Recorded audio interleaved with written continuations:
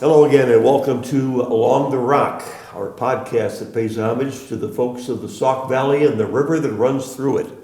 I'm your host, Mark Morris. Joining me today, 3 students and then a few more a little bit later from the Dixon High School Spring Musical, All-American, Grease. Playing Danny, Owen Winters. Hi. Thanks for coming up. Nice to meet you. Next to him, of course, Sandy, played by Olivia Payne. And on the other end here, Layli Thornton, who will be playing Rizzo. Now, does that mean, I'm trying to remember, that was a long time ago the movie was made, even for me. Does that mean pink hair? No, sadly. I don't get the pink hair. Oh, sorry. I have black hair. Wrong character. My mistake. Well, this is as I say, an all-American musical.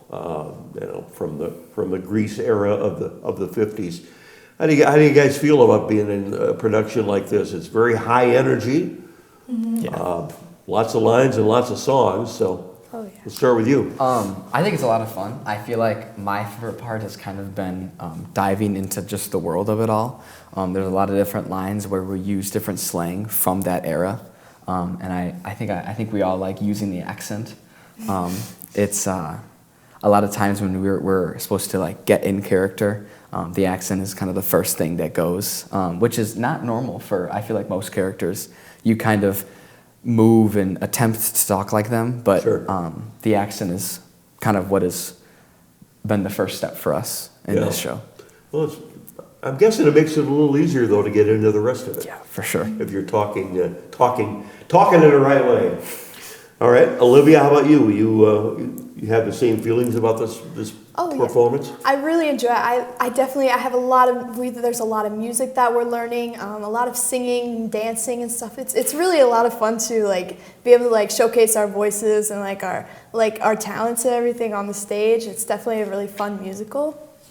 Okay. Yeah.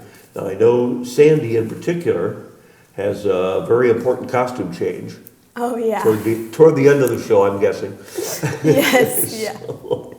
And it's kind of, I guess, the story of the boy meets girl, boy changes for girl, and girl changes for boy. Mm-hmm. So they meet in the middle.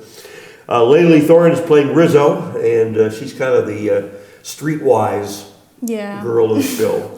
How do you like the character? It's a lot of fun to play around with it because she's mostly angry and mean the whole time, but it's fun to really think about it or get into the character to understand why she is the way she is and just thinking about it overall. And how she meets up with somebody who is kind of a match in the end. So how long does the show run? I mean, time-wise, not date-wise. I would say about It's like an hour and a half. hour and a half, I would say.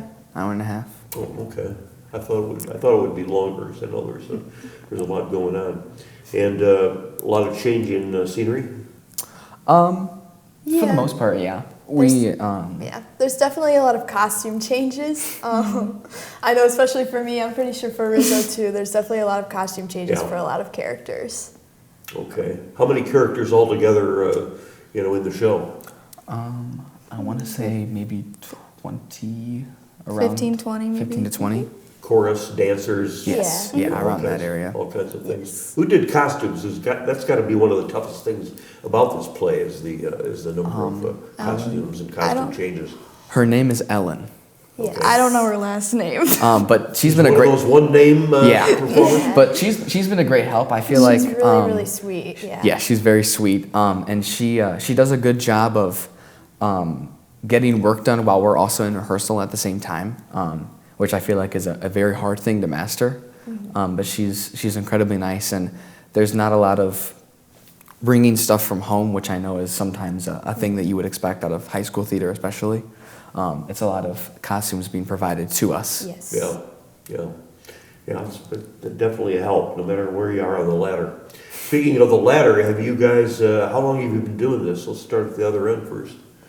How long have you guys been performing and/or writing, singing, that kind of thing? We started doing singing in December, I think, and then we didn't really do any blocking or anything with that until January. So it's been a couple of months. Okay. What about for your, I mean, not just this show, but your whole career? Really? I think I started when I moved here my freshman year. That's when I started diving into like more of the theater and the singing stuff.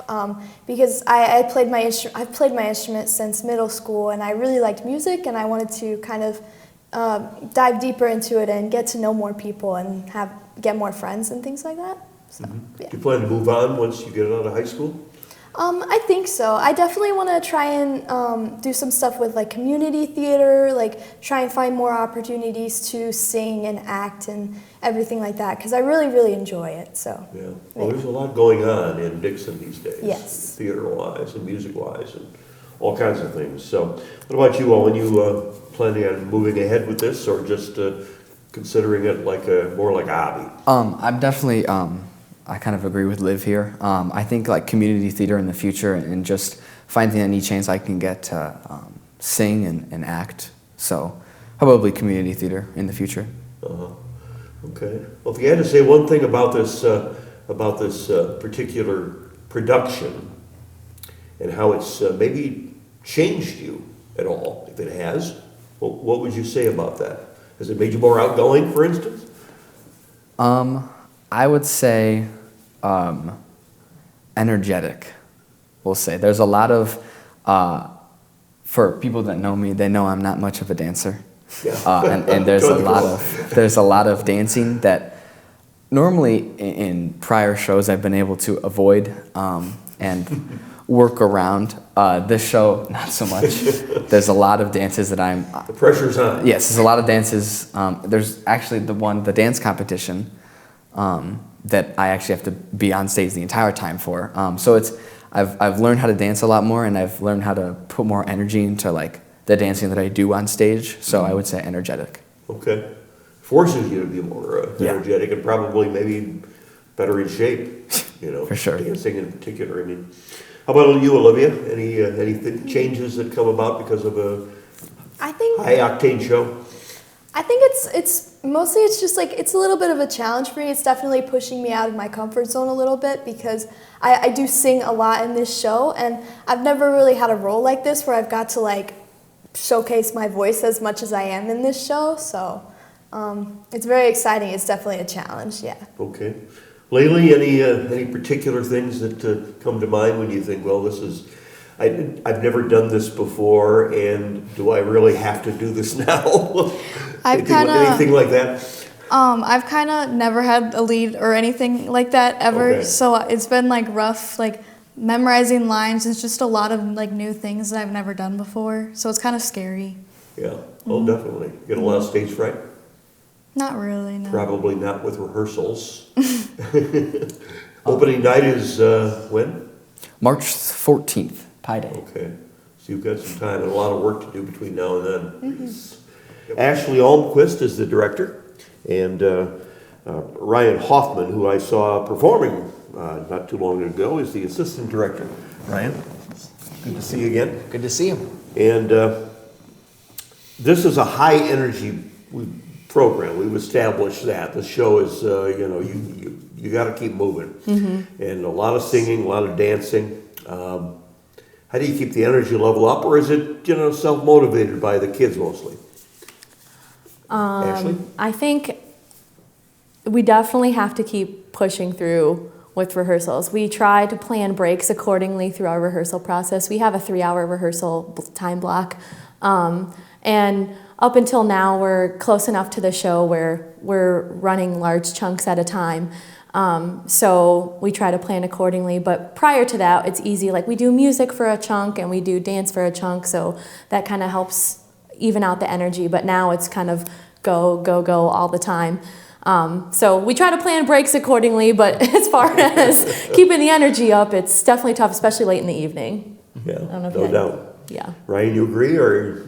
Yeah, we also our choreographer will often like lead stretches and things to help the cast keep the energy going. I think just keeping the momentum of the show is a huge thing to help them. Musical theater in general has this sense of urgency to it, that someone is never just like walking across the stage from one place to the other. Not often. They're always going, and they're always pushing, and especially with the energy of the music in this show, it lends itself to that as well. The intent and the motivation is there.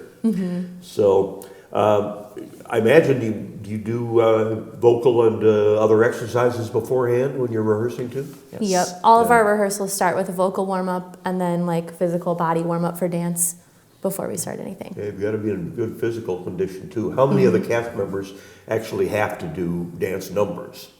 Everybody. Pretty much all of them, yeah. Yep. Yeah. Some of them to different extents, but all of them are involved. There's at the start of Act 2, it starts with a big high school dance, and pretty much everyone is there. And so they have, as Owen was describing, the big dance contest.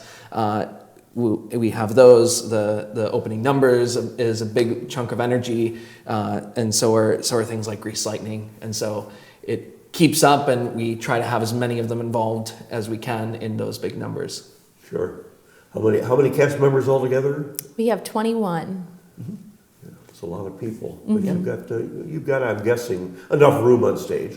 And then we also have about 10 more that are in the crew, helping build our sets, helping get the stage set up in the booth, all those things as well. Students involved there.